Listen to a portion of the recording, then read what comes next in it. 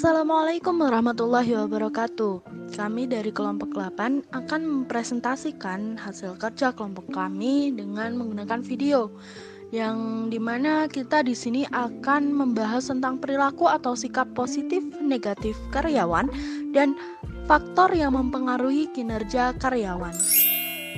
Di sini kami kelompok 8 ya. Yang pertama ada Siti Fatimatu Zahro dengan NIM 19107010001 dan saya Alvina Intan Ulya dengan NIM 19107010031 dan juga Raka Rahadian dengan NIM 19107010035. Kemudian saya akan menjelaskan mengenai pengertian sikap.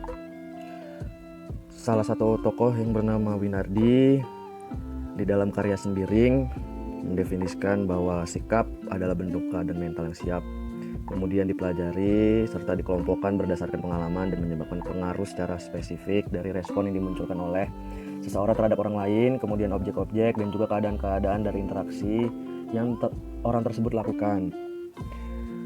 Kemudian ada tokoh lagi yang bernama Stephen Robbins mendefinisikan sikap adalah bentuk evaluatif dari beberapa pernyataan yang diinginkan ataupun yang tidak diinginkan mengenai suatu objek, seseorang, dan suatu peristiwa.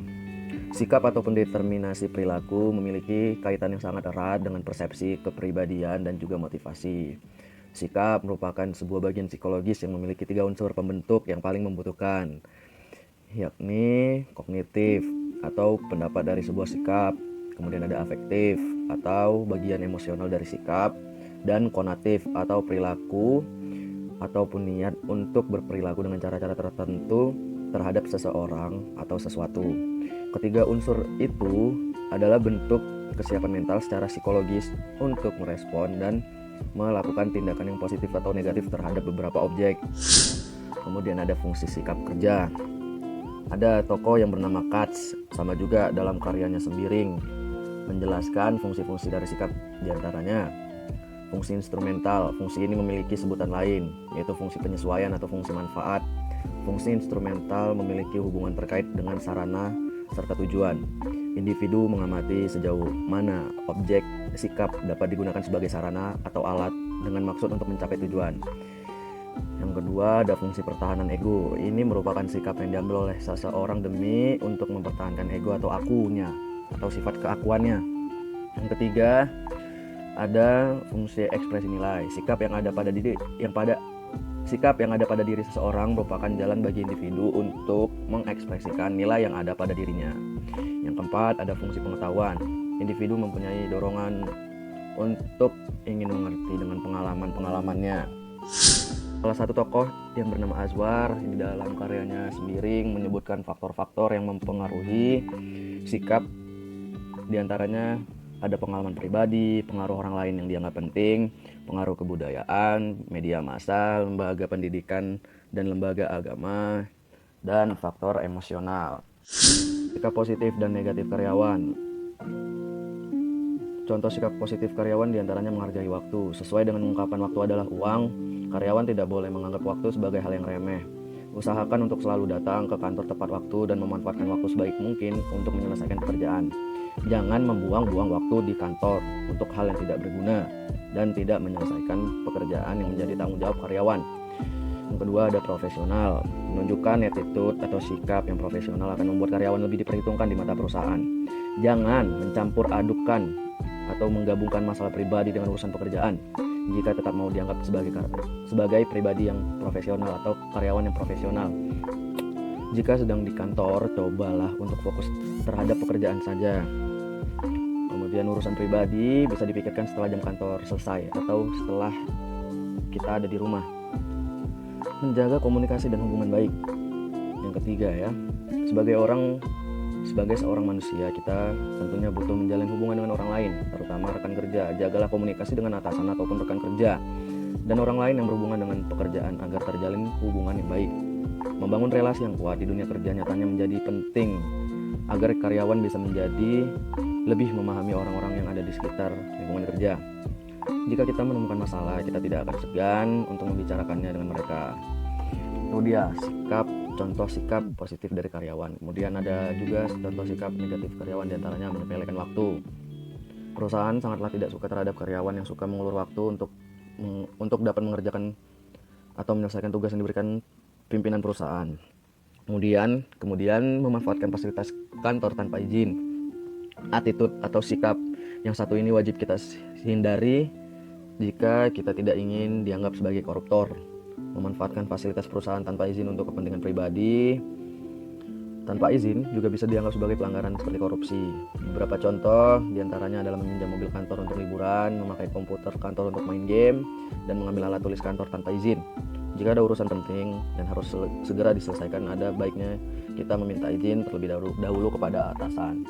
Yang ketiga, tidak belajar dari kesalahan. Kalau kita masih baru di perusahaan, akan sangat wajar kita melakukan suatu kesalahan dan harus memperbaikinya. Tapi kalau karyawan terus mengulangi kesalahannya dan tidak belajar dari kesalahan yang telah dibuat, maka kita akan dicap sebagai karyawan yang attitude-nya atau sikapnya buruk. Bisa saja atasan menilai kita sebagai orang yang tidak fokus, ceroboh, dan tidak detail mengenai pekerjaan. Akibatnya apa? Akibatnya kepercayaan atasan kepada kita sebagai karyawan bisa berkurang dan kita tidak lagi diberikan tanggung jawab. Mungkin dari saya itu saja, akan dilanjutkan oleh teman saya yang Pengertian perilaku kerja.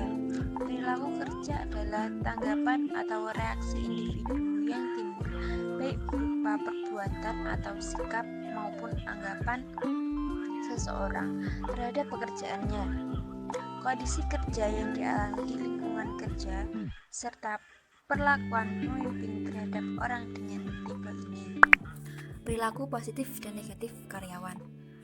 Perilaku positif yaitu yang pertama menampilkan etos kerja yang tinggi.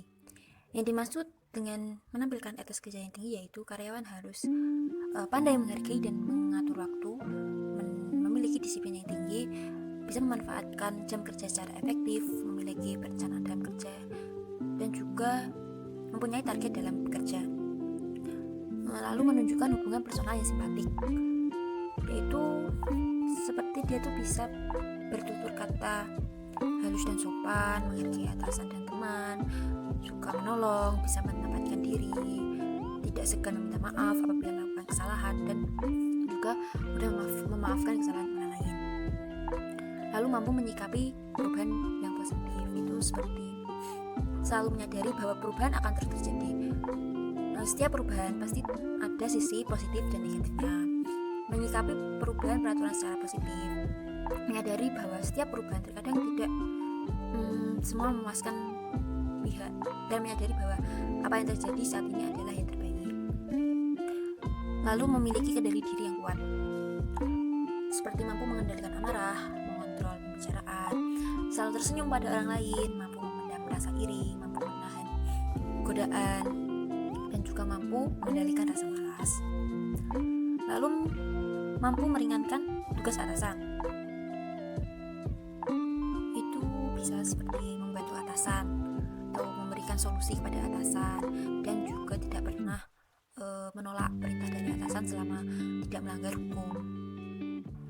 Selanjutnya mampu menjadi contoh orang lain, seperti mempunyai sifat jujur, menghindari perilaku yang tidak pantas, dan juga mau membagi ilmunya dengan orang lain. Selanjutnya mampu membedakan antara hak dan kewajiban, itu selalu berpikir apakah yang dilakukan itu salah ataukah benar, selalu menggunakan hati nurani dalam menyikapi masalah yang dihadapi, dan tidak mau menerima yang bukan haknya, berusaha menyeimbangkan antara hak dan kewajiban. Lalu kreatif dan inovatif, yaitu mempunyai prinsip hari ini harus lebih baik daripada hari kemarin, dan hari esok harus lebih baik daripada hari ini. Terus memiliki ide cemerlang, cepat menangkap perkembangan yang terjadi, dan suka belajar, serta tidak takut gagal dan berani mengambil risiko. Dan yang terakhir yaitu berjiwa besar dan berlapang dada, itu menghargai keberadaan orang lain, mengakui kelebihan orang lain, mampu menahan hawa nafsu, tidak suka mencela orang lain, dan tidak mudah kecewa. Selanjutnya adalah perilaku negatif dari karyawan. Ada beberapa tipe. Yang pertama adalah tipe lokomotif atau menindas. Jadi orang dengan tipe lokomotif ini mengekspresikan dirinya dengan cara menindas orang lain. orang dengan tipe ini cenderung lebih cepat marah dan mengekspresikan kemarahannya serta rasa frustasinya ini kepada orang lain. Lalu yang kedua, tipe perfeksionis atau standar tidak realistis, yaitu apabila menghadapi sesuatu yang tidak sempurna akan cenderung menjadi negatif. Hasil pekerjaan anak buahnya yang dipuji orang lain tetapi belum bisa diterima oleh dirinya. Lalu tipe manusia es atau penolak. Bagi orang dengan tipe ini tuh perubahan sekecil apapun akan mengecewakannya dan menyebabkannya bisa bersikap negatif. Tipe-tipe ini juga senang mempertahankan status yang kuno dan cenderung menolak perubahan. Lalu tipe bukan tugas saya, yaitu orang dengan tipe ini itu selalu menolak melakukan tugas apapun yang menurutnya itu tidak termasuk dalam tanggung jawabnya. Tipe selanjutnya adalah tipe penyebar gosip. Orang dengan tipe ini akan merasa dirinya penting apabila gosip atau rumor yang disebarkan itu mendapatkan reaksi dan sambutan dari banyak orang. Tapi apabila sudah mulai kehilangan kontrol atas suatu, orang tipe ini akan berupaya mendapatkan kembali dengan cara menebar gosip lagi.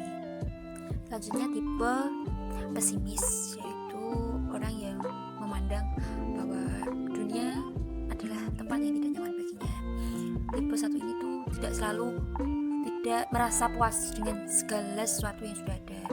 Jadi sangat sulit membuat orang-orang seperti ini tuh merasa gembira.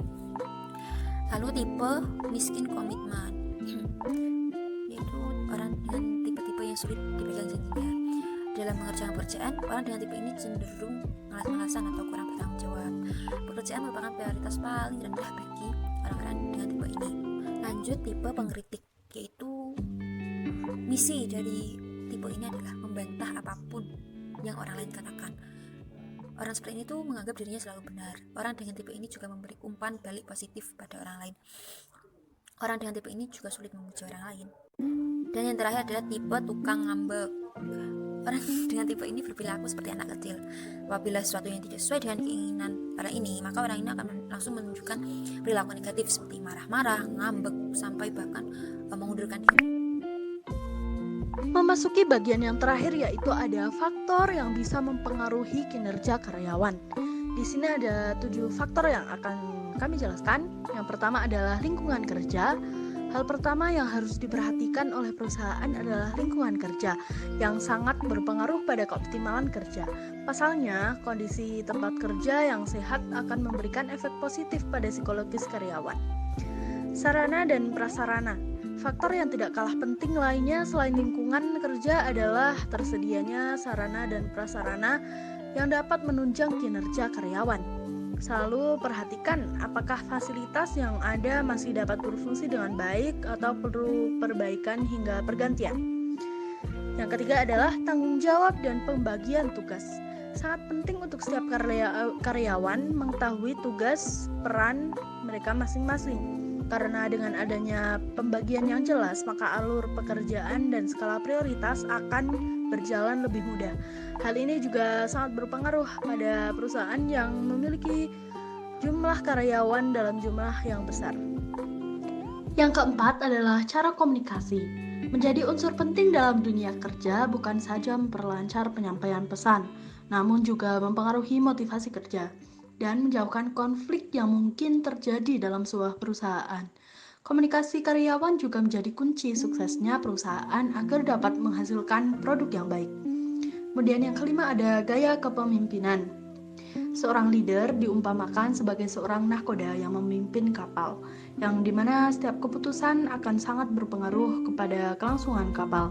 Namun di samping bagaimana seorang pemimpin dapat mengambil keputusan yang tepat, perlu juga diketahui kalau setiap orang itu memiliki karakter dan gaya kepemimpinan masing-masing yang ternyata juga ikut memberikan pengaruh kepada kinerja karyawan.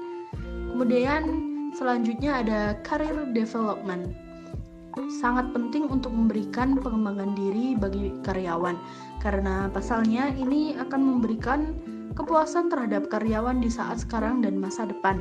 Selain itu, career development juga berguna untuk meningkatkan performa kerja, meningkatkan loyalitas, serta mendorong motivasi karyawan. Yang terakhir ada bonus dan insentif. Tidak bisa dipungkiri kalau faktor penting dalam usaha untuk meningkatkan motivasi kinerja karyawan itu juga ada dalam upah. Karena selain menerima gaji pokok dan tunjangan tetap, memberikan benefit kepada karyawan seperti bonus dan insentif juga memacu kinerja karyawan. Ini adalah referensi yang kami pakai. Sekian dari kami, apabila ada kesalahan kami mohon maaf. Selanjutnya adalah sesi tanya jawab yang akan diadakan di WAG ya. Stay tune.